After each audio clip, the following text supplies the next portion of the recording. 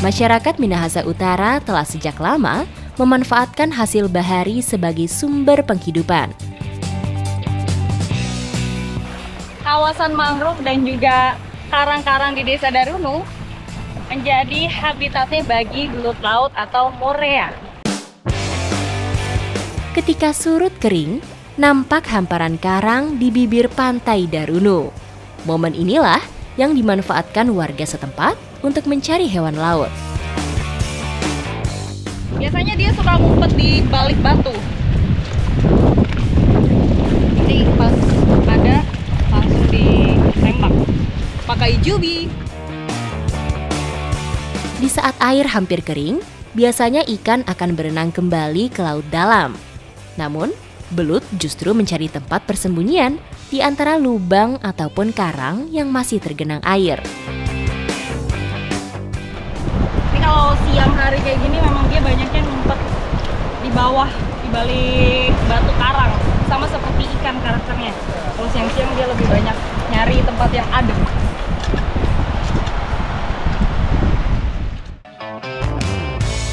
Belut termasuk hewan nokturnal yang memilih tidur di saat matahari muncul. Karena itu, mencari hewan ini di siang hari membutuhkan strategi khusus. Wah! Ya, dapat ya, Om? Dapat. Iya, gigit ya. Yeay! Tadi dia ngumpet di balik batu karang. Nah, tadi ditahan pakai batu, saya udah jubi, terus tiba-tiba lepas. Kekuatannya luar biasa dia. Belut laut ini disebut dengan belut pasir. Memiliki warna dan corak menyerupai karang berpasir sebagai bentuk kamuflase.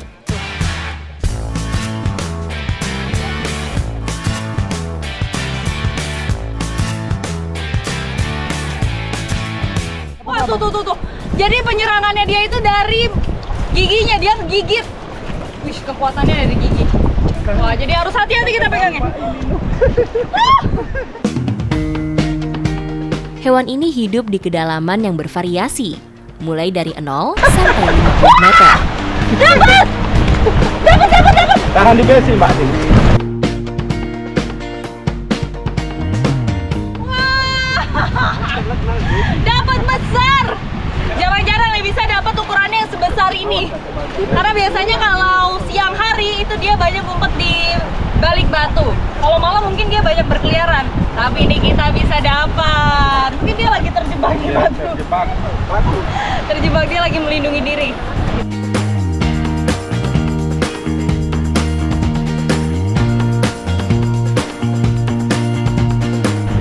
Nih, kelihatan dari corak badannya berbeda. Yang ini ada totol-totolnya hitam. Kalau yang ini enggak nih. Berarti memang warnanya itu menyesuaikan tempatnya. Meski terlihat menyeramkan, belut laut tidak memiliki racun sehingga aman dikonsumsi. Belutnya sudah didapatkan lumayan. Nah, habis ini saya mau mengolah belut-belutnya. Kira-kira seperti apa ya? Ikuti jejak saya, jejak petualang.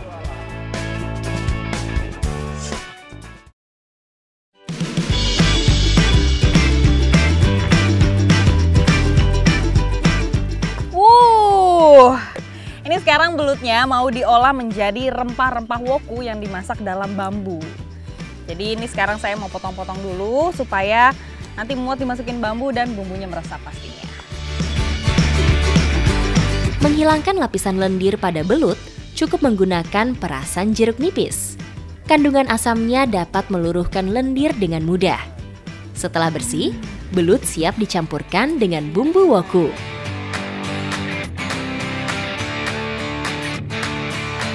Nah, ini belutnya sudah dimasukin ke dalam bambu sampai penuh. Nah, kalau udah nanti tinggal dibakar aja. Terus nanti karena ini bambunya juga masih muda, dia akan menghasilkan air ketika dibakar. Jadi nanti aroma dan rasanya juga lebih enak. Meski dibakar, proses masak bambu seperti ini berfungsi untuk mengukus. Ini belut wokunya sudah dihidangkan, jadi bisa dimakan ramai-ramai. Enak ya Bu kalau udah kayak gini, kita ngariung Bu. makan bareng-bareng aja. Oke, langsung aja disantap. Udah nggak sabar ya? Aroma wangi dari bumbu woku terasa sangat menggugah selera.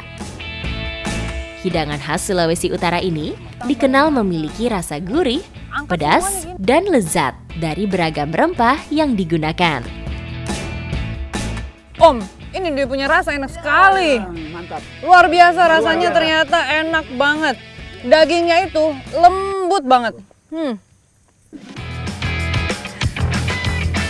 Kenikmatan belut laut memang tidak dapat disangkal. Berbeda dengan belut sawah yang memiliki aroma lumpur, belut laut memiliki karakter daging yang lebih gurih. Mengulik hasil laut memang tidak ada habisnya. Dan belut laut ini memang menjadi makanan favorit di sini. Ikuti jejak saya, jejak petualang.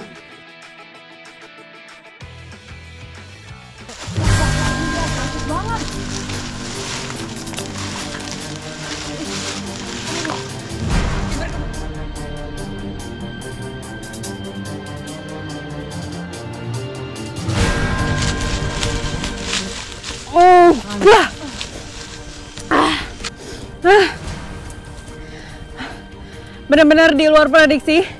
Aroma ularnya itu tidak sedap, tidak biasa saya hirup.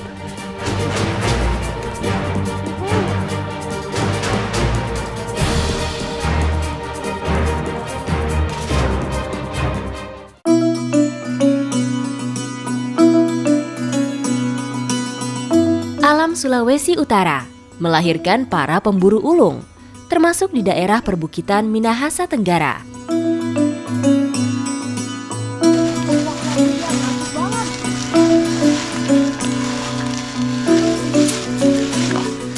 Di perkebunan warga tiba-tiba kita nemu tuh ular piton. Ih, aromanya nggak enak. Wah, dia langsung, Om, dia lari ke atas, Om. Dia malah melilit ke atas. Tarik, ini nggak apa-apa. Tarik.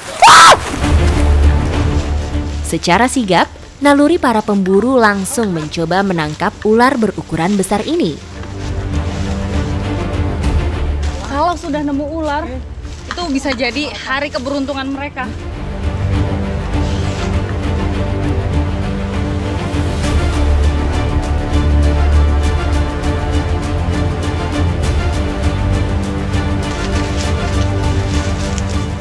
Salah satu cara untuk menangkap ular liar seperti ini, itu bagian kepalanya harus ditutup pakai kain. Om sampai harus lepas baju untuk nutup kepalanya, supaya nanti lebih mudah untuk ditarik, biar dia tidak agresif. Tapi ini masih sulit, karena dia lari terus ke atas.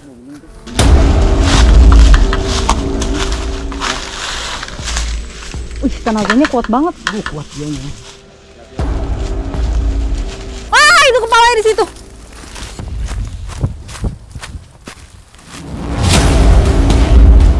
Karena dia tadi pindah pohon, dari pohon coklat pindah ke pohon sebelahnya, dan makin lama makin naik ke atas. Om lagi berusaha untuk goyang-goyangin pohonnya supaya dia merasa tidak nyaman dan turun ke bawah.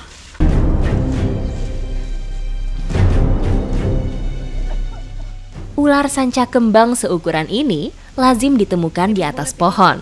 Sebagai reptil pemangsa burung, ular ini biasa mengintai dan menunggu mangsanya lengah.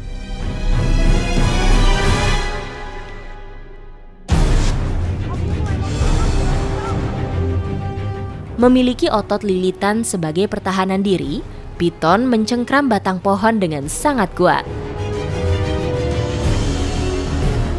Dari tadi kita udah berusaha untuk goyang-goyangin pohon supaya dia capek dan turun ke bawah, tapi masih belum berhasil.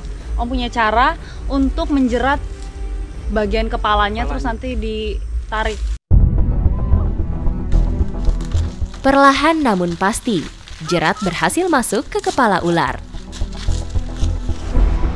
Udah dapat. Wah, udah dapat. Tarik.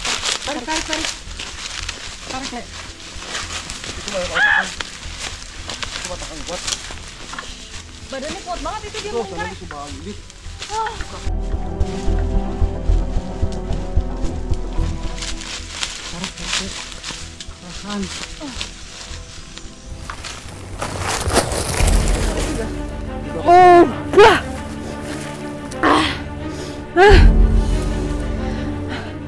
Benar-benar di luar prediksi.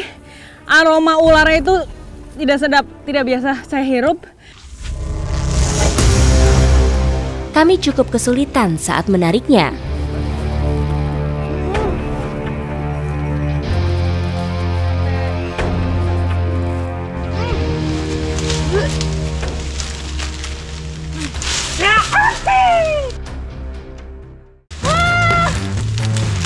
Oke, ini dia Om.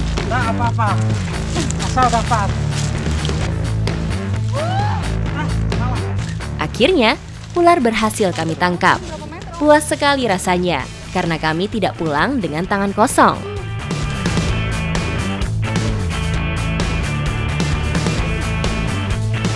Ini itu jenisnya sanca batik. Tuh kelihatan dari apa namanya motif-motifnya ini loh. Agresif luar biasa. Om tapi dia tetap beradaptasi ya sama Ular sanca jenis ini banyak tersebar di wilayah Sumatera, Nusa Tenggara, Maluku, dan Sulawesi.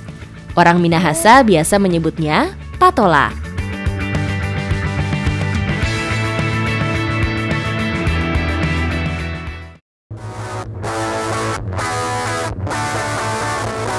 Bot berpacu kencang di atas perairan Teluk Manado. Birunya laut menjanjikan jernihnya pemandangan bawah laut Sulawesi Utara. Bertualang ke Sulawesi Utara, gak lengkap rasanya kalau saya tidak mengeksplor keindahan bawah lautnya. Ikuti jejak saya, Jejak Petualang.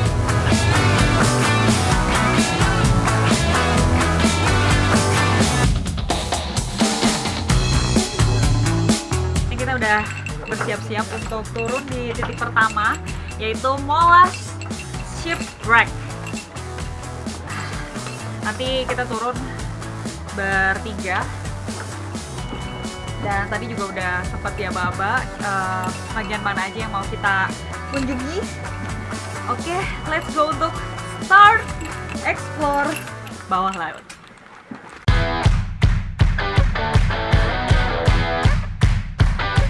Jadi ini Molas Shipwreck itu kedalamannya 20 sampai 38 meter kurang lebih.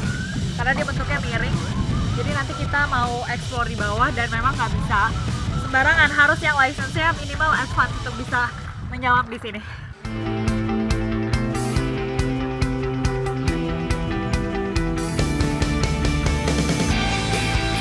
Tekanan di kedalaman lebih dari 20 meter mulai terasa membebani.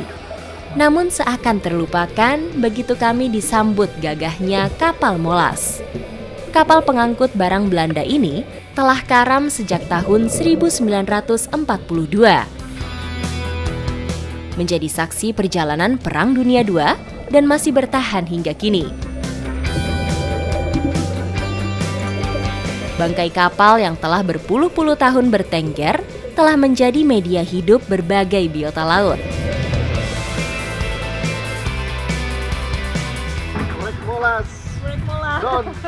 Dan wah, seru banget tadi di bawah. Tapi ternyata diving kita hanya memakan waktu 25 menit saja. Karena memang dalam sekali, tadi kita sampai di kedalaman 33 meter. Saya menikmati penyusuran saya mulai dari anjungan kapal, palka, hingga baling-baling. Perhatian saya tertuju pada krek di bagian samping yang menjadi penyebab karamnya kapal. Kondisi kapal yang telah ditumbuhi karang memberikan tempat persembunyian bagi beragam ikan, termasuk batfish. Hewan-hewan kecil yang hidup di antara terumbu karang mengundang ikan-ikan predator untuk mencari mangsa di sekitaran kapal. Ada yang unik, tadi ada Tubastrea, itu tuh karang yang Bisa hidup di cahaya goa. matahari. Tanpa cahaya matahari loh, karena dia di goa. Tubastrea menjadi primadona objek bawah laut karena keindahannya. Koral ini banyak ditemui di perairan tropis dengan suhu yang hangat. Dalam kedalaman minim cahaya, Tubastrea justru memancarkan warna-warna cerah. Tanpa proses fotosintesis, protein yang terdapat pada karang ini bereaksi hingga memancarkan cahaya.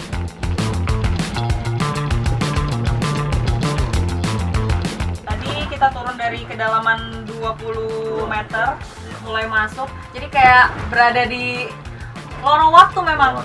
Karena ini karena ini kan memang dari 1942, cuma ditemukan tahun berapa? 82 itu baru ditemukan.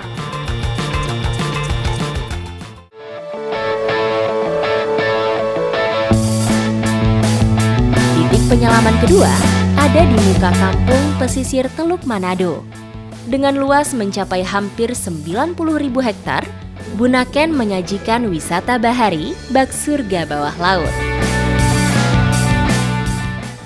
Nah, nanti di bawah itu memang karang-karangnya itu bentuknya wall, itu pasti sangat unik sekali. Dan di sana kita akan banyak menemukan penyu. Luar biasa, banyak penyu. Letak Sulawesi Utara yang berada di pusat segitiga terumbu karang menghadirkan ekosistem yang kaya. Terdaftar kurang lebih 390 spesies terumbu karang yang terdapat di sini.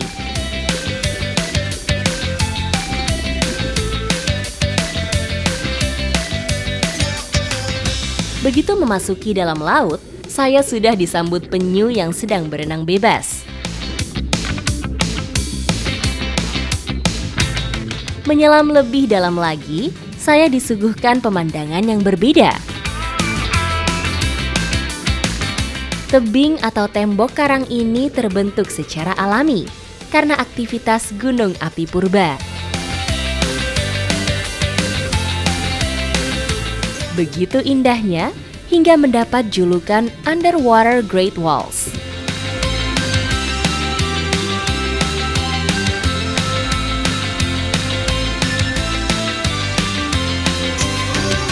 Tadi ada sekitar 15 penyu. Kita ketemu di bawah, baru turun sekitar 5 meter udah ketemu. Bervariasi juga, dari yang ukurannya besar sampai yang masih kecil. Dan sempat ketemu penyu yang mau kita rescue, jadi dia kesangkut di semacam akar. Tapi ternyata setelah dicoba dibantuin keluar, jadi si tangannya itu tadi nyangkut, dicoba dibuka, ternyata dia tetap masih mau nyangkut di situ. Kita di prank, dia mau bersih-bersih ternyata.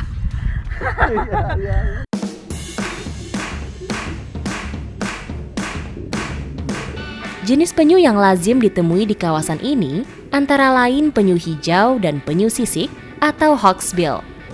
Penyu-penyu ini dapat hidup puluhan tahun hingga 70 tahun lamanya. Ukuran terbesarnya dapat mencapai 150 cm dengan berat hampir 4 kuintal. Dan yang kedua tadi ada penyu juga yang sempat di-rescue, cuma penanganannya harus cepat sekali, dia lagi makanin plastik, langsung buru-buru kita tarik. Bagian Om Brian tadi yang tarik ya? Oke.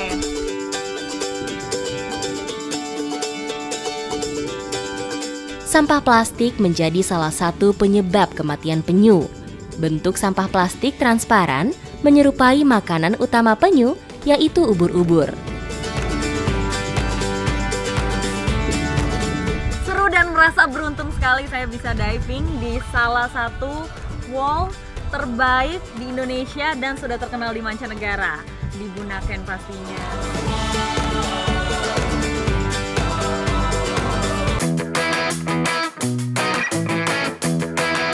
Perkebunan luas di punggung bukit menjadi lanskap Modo Inding, Minahasa Selatan. Di balik pemandangan hijau di ketinggian 1.600 meter ini, tersimpan hasil panen yang memuaskan. Salah satu hasil hortikultura yang terkenal adalah labu kuning.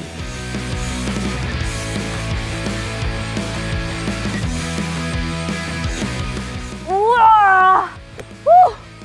Sambiki menjadi hasil panen andalan di Modo Inding. Kelihatan dari hasilnya yang memang juara banget nih, lihat sebesar ini. Dan sekarang saya mau ikut panen bersama Kak Sinta dan juga Pak Nixon. Labu yang dipetik saat masih hijau memiliki usia simpan yang lebih panjang. Apabila disimpan secara tepat, buah ini dapat bertahan hingga berbulan-bulan lamanya. Ini kayaknya udah terlalu matang nih, warnanya kuning banget. Di sini panen sambiki itu setiap 3,5 bulan sekali. Dan sekalinya udah mulai panen itu 2 kali petik sistemnya. Jumlah labu yang dipanen melimpah karena dalam satu tanaman bisa menghasilkan 2-6 buah. Kalau tanaman lain biasanya rumput liarnya itu harus dibersihin. Khusus untuk sambiki ini nggak wajib. Justru rumput liar itu bisa melindungi sambikinya. Jadi nggak terkena langsung sinar matahari. Kualitas sambikinya menjadi semakin baik. Apabila terkena sinar matahari langsung, sambiki lebih cepat matang dan warnanya berubah kekuningan. Wah, ini dia. Suaranya sudah terdengar kencang. Kolero sudah datang. Jadi kolero ini adalah motor pengangkut hasil panen. Kendaraan khas daerah Modo Inding ini dapat melibas berbagai medan. Jalur tanah dengan kemiringan ekstrim merupakan makanan sehari-hari para pengendara kalero. Ya.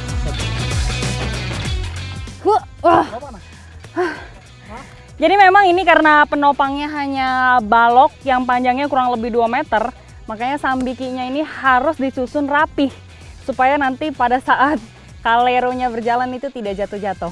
Walaupun memang nanti kita masih ikat-ikat. Ayo Om, lanjut susun.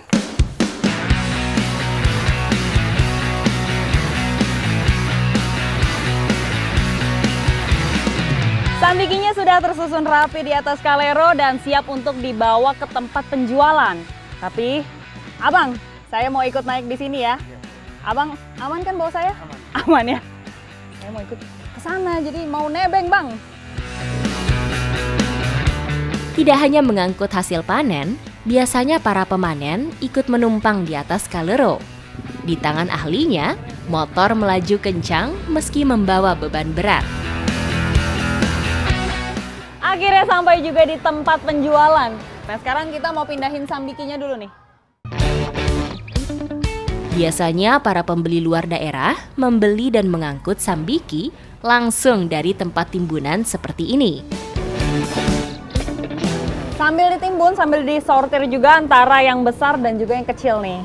Nggak boleh karena nanti penjualannya itu beda. Harganya beda. Masih banyak? Masih banyak karena nuruninnya satu-satu. Banyaknya jumlah sambiki di pasaran sangat mempengaruhi harga. Ketika sedang langka, satu buah sambiki dapat tembus hingga ratusan ribu rupiah. Ya. Sambiki ini nggak langsung dijual di pasar, tapi ditimbun dulu di sini supaya nanti kalau ada pembeli yang mau datang langsung bisa membeli sesuai dengan kebutuhan dan juga selera. Kayak saya nih, udah milih satu mau langsung diolah. Ikuti jejak saya, jejak petualang.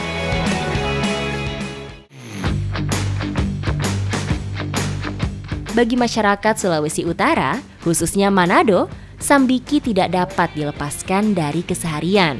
Sebagai bahan utama bubur Manado, sambiki memiliki jumlah permintaan yang tinggi. Kalau biasanya di Sulawesi Utara, sambiki ini dibikin tinutuan. Kali ini saya mau bikin yang beda. Jadi mau bikin ikan woku yang dimasak dalam sambiki. Jadi ini sambikinya mau saya kupas dulu, buang isinya. Terus nanti baru kita masak di dalam sini. Sembari membersihkan sambiki, dalam waktu bersamaan bumbu juga disiapkan. Beragam rempah yang dihaluskan menggunakan alat tumbuk tradisional. Kita aduk-aduk dulu. Oke. Nah ini bumbunya sudah tercampur merata, tinggal dimasukin aja ke dalam sambiki.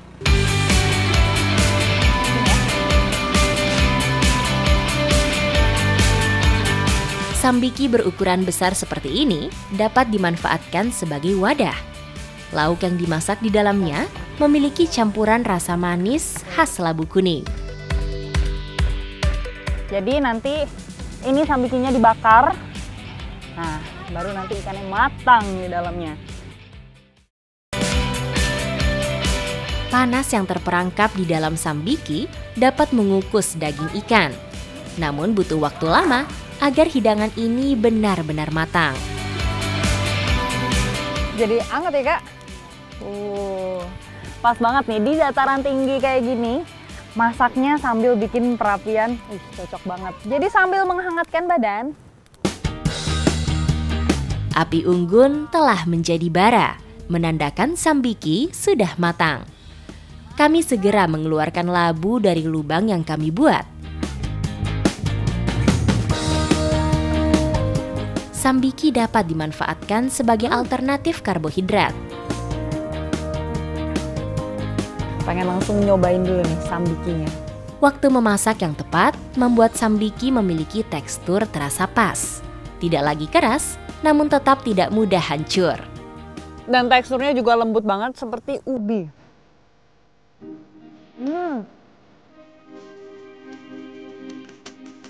Memang ya kualitas sambiki dari Modo Inding itu juara banget.